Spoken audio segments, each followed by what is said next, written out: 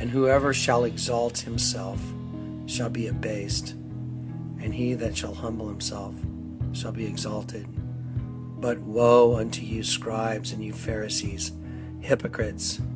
For you shut up the kingdom of heaven against men. For ye neither go in yourselves, neither suffer ye them that are entering to go in. Woe unto you, scribes and Pharisees, hypocrites! For you devour widows' houses, and for a pretense make long prayer. Therefore ye shall receive the greater damnation. Woe unto you, scribes and you Pharisees, hypocrites! For you compass sea and land to make one proselyte, and when he is made, you have made him twofold more the child of hell than yourselves.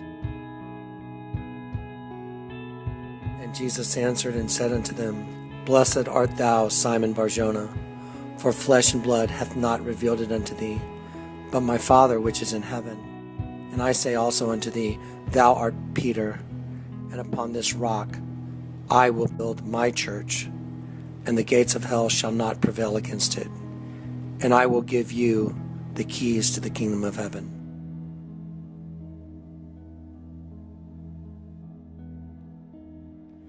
Isaiah said, Those who try and hide their plans from the Lord are doomed. They carry out their schemes in secret and think no one will see them or know what they are doing. They turn everything upside down. You're looking at the Vatican in St. Peter's Square. St. Peter's Square is in the shape of a keyhole. The Vatican itself is in the shape of an upside-down cross. This is truly the devil's church that has misappropriated and hidden the keys to the kingdom of heaven. Even the name St. Peter's Basilica gives away the identity of Satan's church. Basilica, the origination of the word, means a place of a king.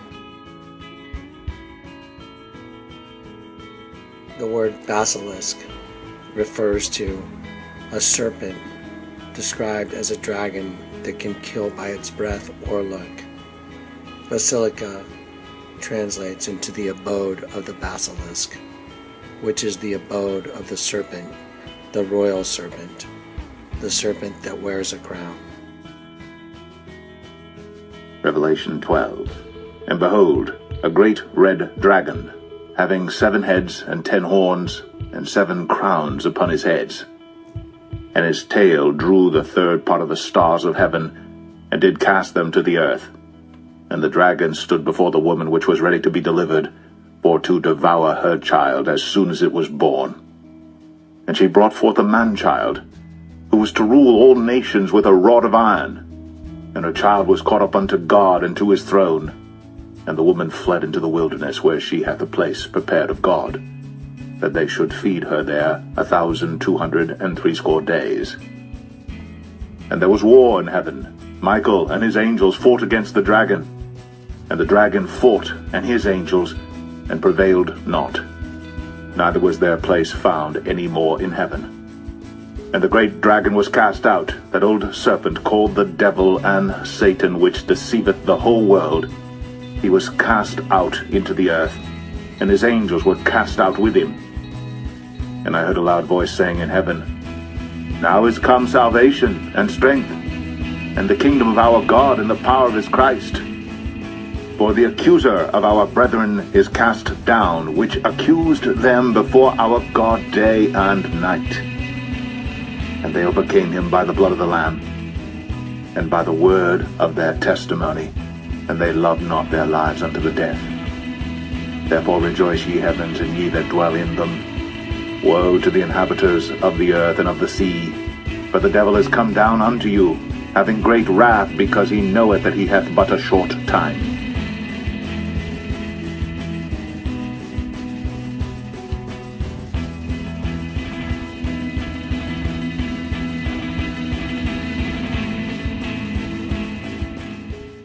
As you view the entirety of the Vatican itself, the upside-down cross, at the head of the cross, the head of the serpent becomes visible. The conspicuously placed circles for the eyes of the serpent, as well as the square window for the exit of the tongue on the mouth of the serpent, becomes obvious.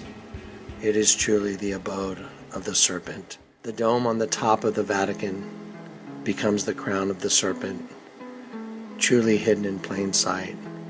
The entirety of the Vatican is an upside-down cross, with a serpent at the head of the cross wearing a crown. This is truly the Church of Satan, and the keys to the kingdom of heaven have been hidden by Satan himself in the form of one of the largest Christian churches in the entire world, boasting of over 1.2 billion members, deceived by Satan himself. Woe unto you, Pharisees and teachers of the law, for you have taken away the key to knowledge. You don't go in yourselves, and you kept those who are trying to enter from entering. Your damnation shall be the worse.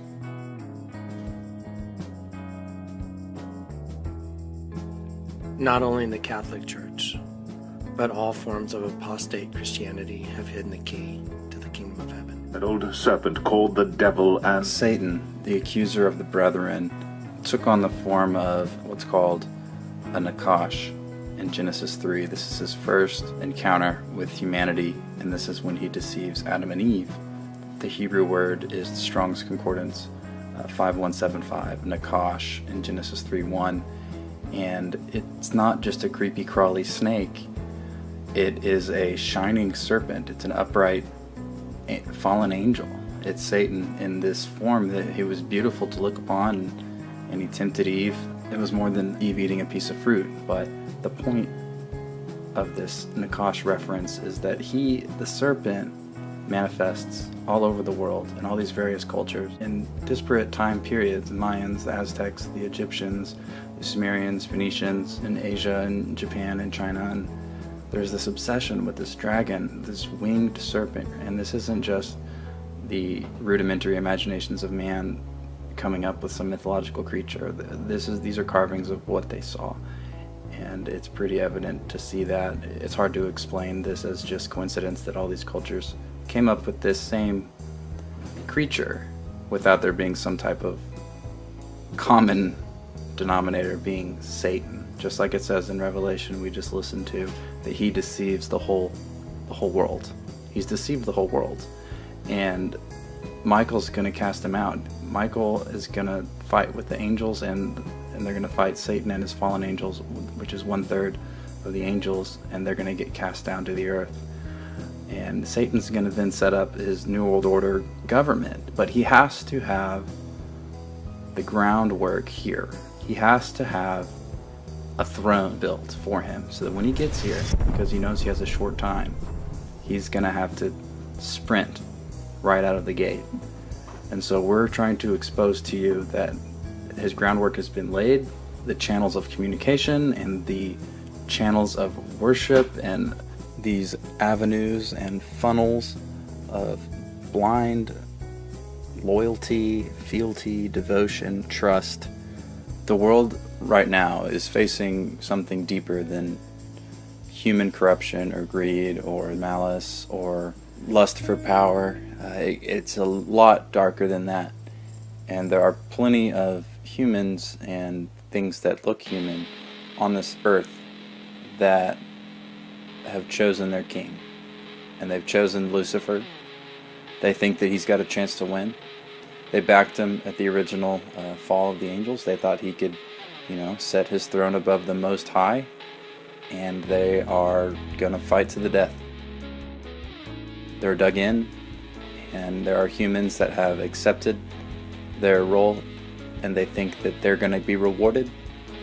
If anyone saw Transformers 3, you'll see this concept. I remember a talk I had with my dad once about tough choices. And now's not the time. We'll set something up, though. Of course, that was way back when my dad's firm was in charge of budget review and accounting for NASA. You see, the thing that he taught me was, when it's not your war, you join the side that's going to win. You really think you're the first man ever asked to join the noble alien cause? Who are you? Do you know why we've not been back to the moon since 1972? Because these two, they came to my dad and they told him to do some creative accounting. They get way too expensive to ever go back. So he and others shut down the American and Russian space programs, and they've been our clients ever since. You help them kill people? You think they'd give you a choice? Besides, it's not like I personally participate. I am a liaison. I liaise. It's hostile takeover time, Sam. Begone, insect operative. Your work is done. Your Excellency. You chose sides? You chose wrong. That's it.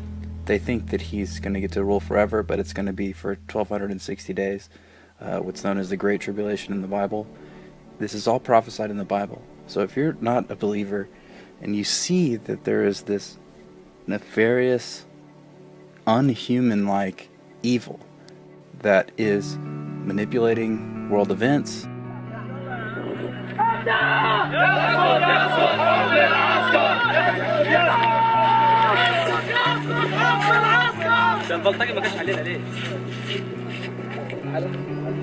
creating false flag terror events, starting these doctrines of man and these religions that all are going to be prepared, and they're all going to culminate whenever he does arrive.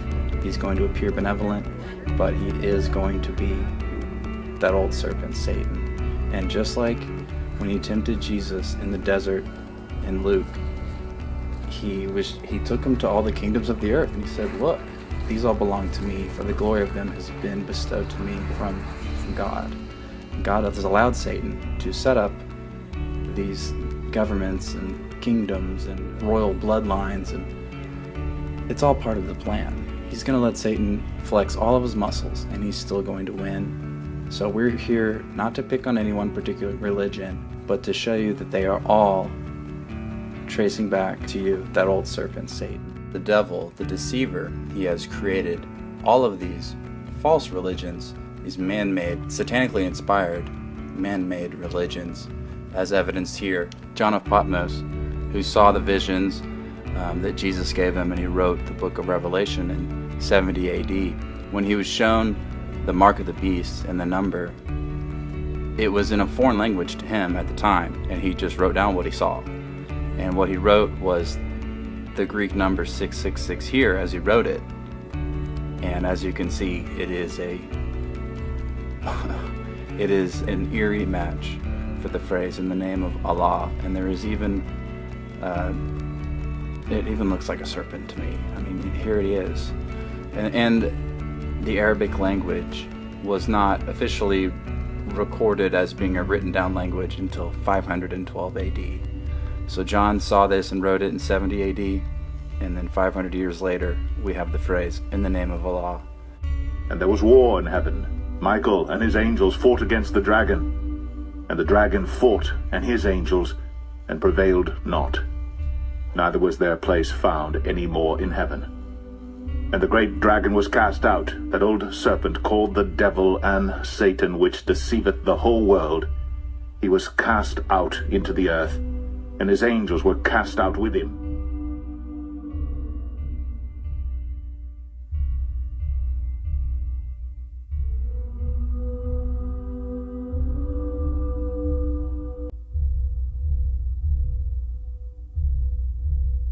The enemy has laid a snare for us, and they crucify us upside down.